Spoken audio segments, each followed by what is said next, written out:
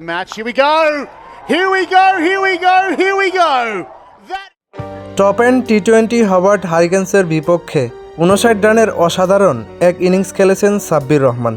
দল যখন বিপদে এক একজন ব্যাটার যখন আসছেন আর যাচ্ছেন, সাব্বির এক প্রান্তে অবিচল। এক একটা চার আর ছক্কায় যেন মনে করিয়ে দিলেন পুরনো সাব্বিরকে। সবশেষ কদিনে সাব্বির রহমানকে নিয়ে কম সমালোচনা হয়নি।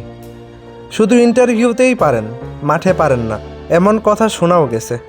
অস্ট্রেলিয়ায় টপ এন্ড টি-20তে সাব্বির প্রমাণ করে দিলেন এখনও তার ব্যাট কথা বলে। আরও একবার জাতীয় দলে ফেরার কাছাকাছি সাব্বির সেই স্বপ্নের কথা ইন্টারভিউতে বলেছিলেন।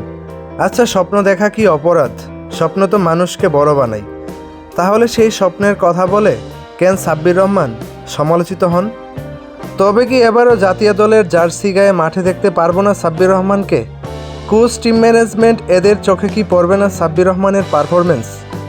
এই ফিনিশার ব্যাটার জাতীয় দলের হয়ে এখন টি-20 খেলার ডিজার্ভ করে তার পারফরমেন্সের উপর ভিত্তি করে।